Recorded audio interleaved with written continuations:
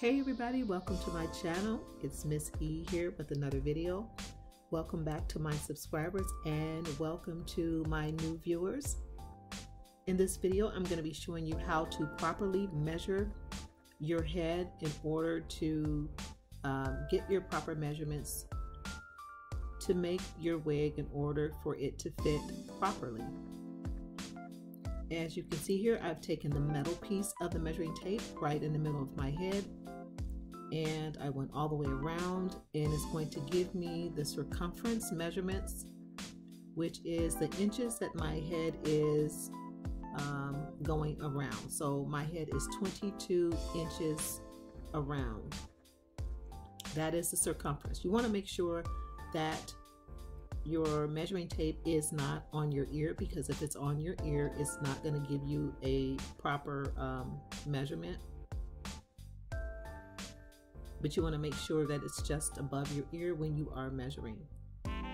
So I'm going to take the measuring tape and go straight down the middle from the hairline all the way to the back, and that's going to give me my measurements from front to back.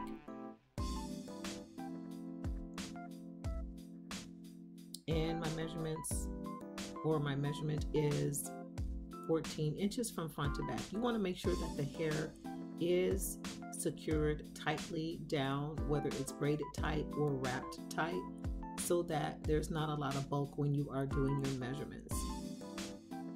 So I'm going to go ahead and measure from ear to ear. You want to make sure that you measure from the tip of the ear across the middle of the head to the tip of the other ear.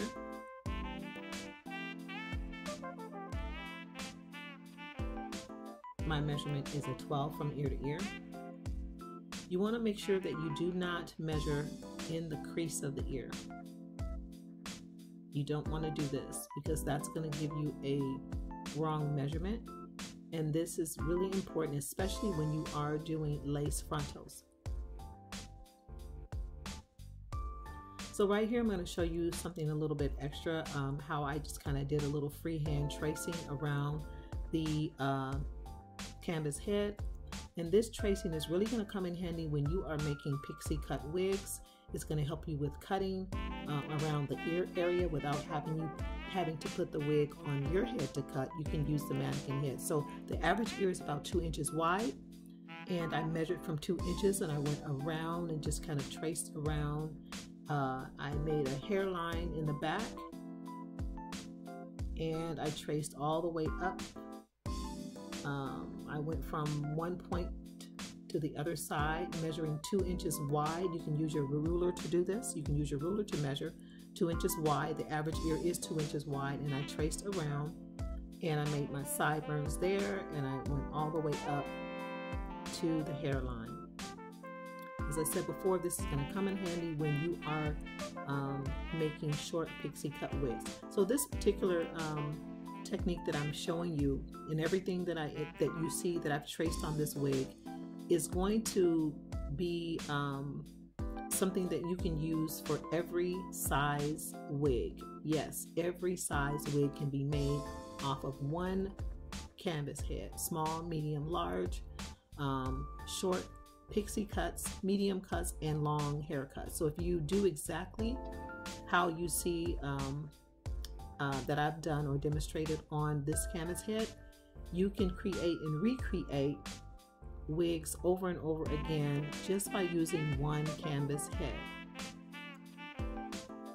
This is a game changer for me, because I really got tired of making wigs and having to go back and alter them after the wig was made. So I came up with this method that actually assures me to create and recreate the same type of wigs over and over again, and altering them prior to getting the hair sewn on. And so this makes it so much easier.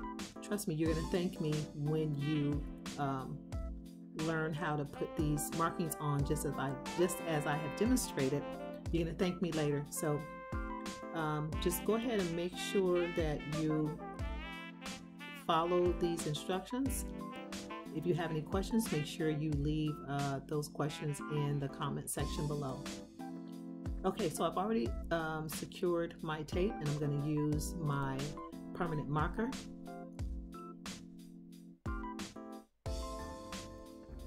And I'm going to measure from the front of the metal piece of the tape, and I'm just going to transfer the markings that are on the measuring tape onto the canvas head. Pretty self-explanatory. So from the middle piece to the number 1 is the first 1 inch. And at our 1 inch mark, we're going to take our markings and we're going to make a longer line for the 1 inch mark. And then of course in the middle, in between the 1 inch, is the 1/2 inch. And you're going to make smaller markings for the 1/2 inch, markings on each number.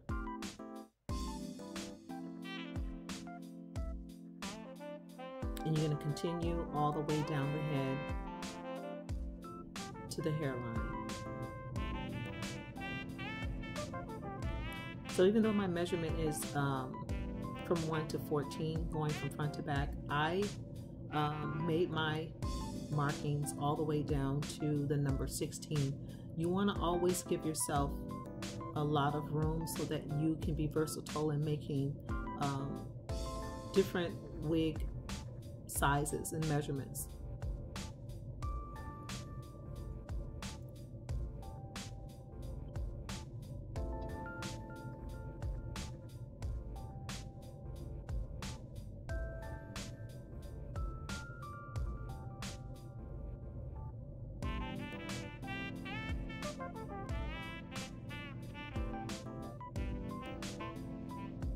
The number 6 should always be in the middle. Whether you are viewing it horizontally or vertically, the number 6 should always be in the middle.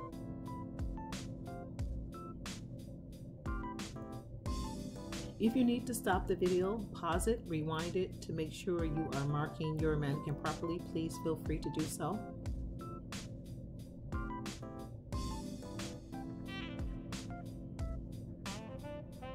I don't know if I mentioned before, but there are 6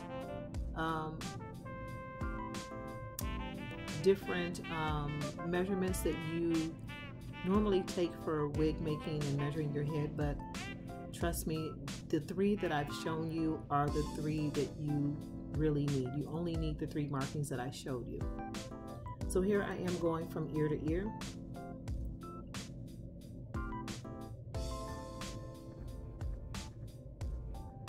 And I'm just basically simulating what I've already done and how I transferred these markings onto the canvas head.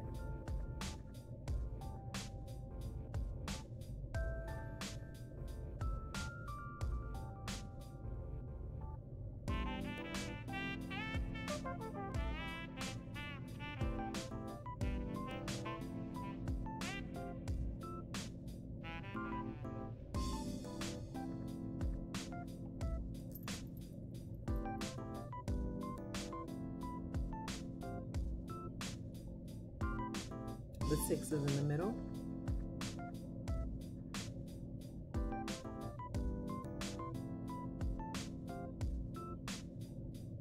And I went from 1 to 12 from ear to ear.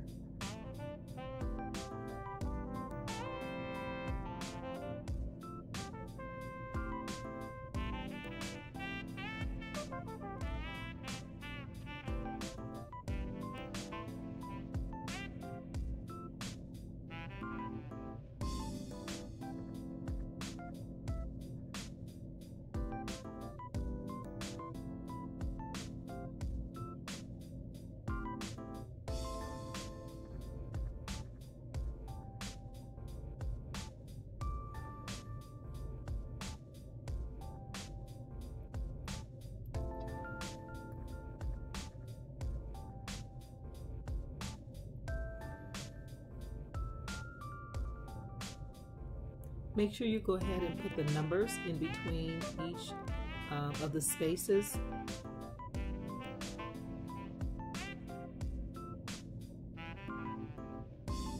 As you see here, I went in and filled in the numbers in those spaces so that these markings will mimic the measuring tape that we used to make the markings.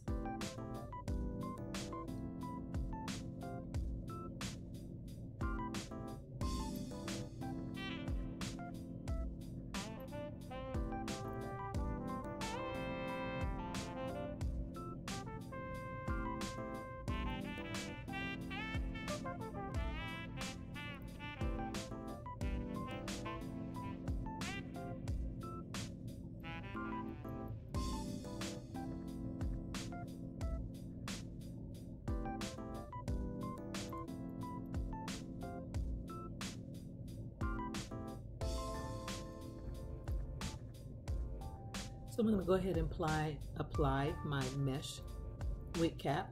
I recommend a mesh wig cap because the mesh wig cap is ventilated as opposed to your dome spandex cap, which is much thicker. And also your mesh caps, you can see through them when you are making your markings. So as you can see, we can see the numbers that we've already created right through the cap. So when we get ready to transfer our hair on and make our markings onto the cap, we can see the measurements that's going to help us make our markings on our wig cap. Okay, so as I placed this wig cap on my measurements, I didn't let you see it, but I placed it on the 14, which is my measurement from front to back.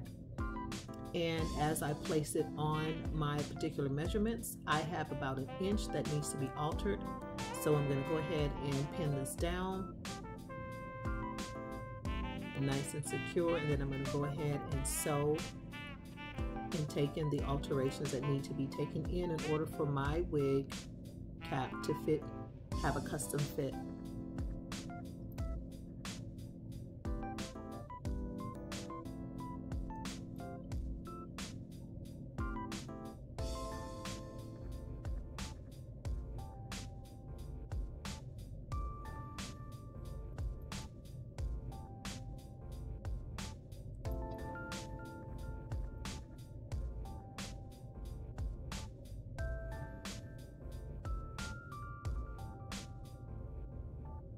So as you can see, it's about an inch that needs to be altered. I'm going to go ahead and take my needle and thread and secure this down. Now everything that I sew by hand, which is really not much, but anything that I may sew by hand, I always go back and secure it with the sewing machine. Now you don't have to do this, but this just assures that anything that I sew down is going to stay down without lifting up.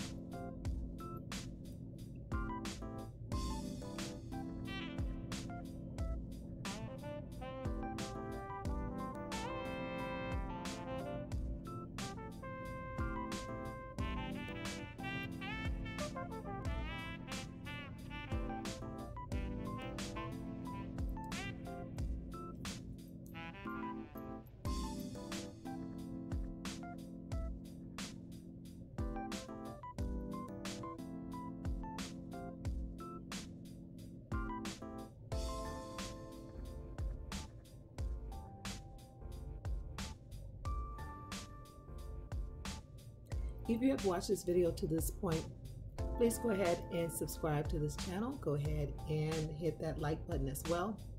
Make sure you leave a comment or ask a question, and I'll be sure to answer that question as soon as possible. Make sure you watch it all the way to the end because there is another part 2 coming up to show you how I'm going to transfer markings onto this wig cap and also transfer the hair according to the markings that we make.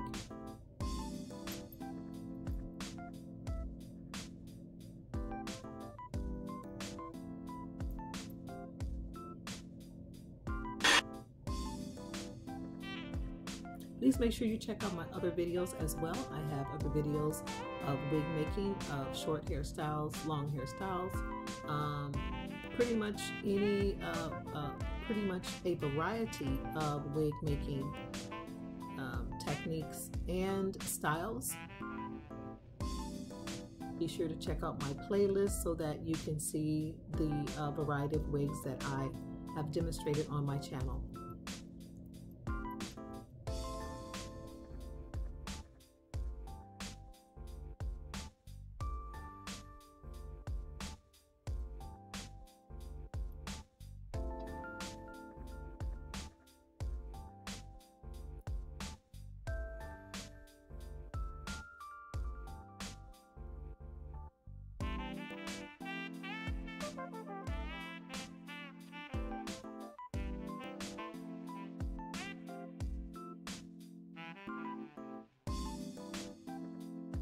So this about wraps it up for this video, and I look forward to seeing you guys in my next video.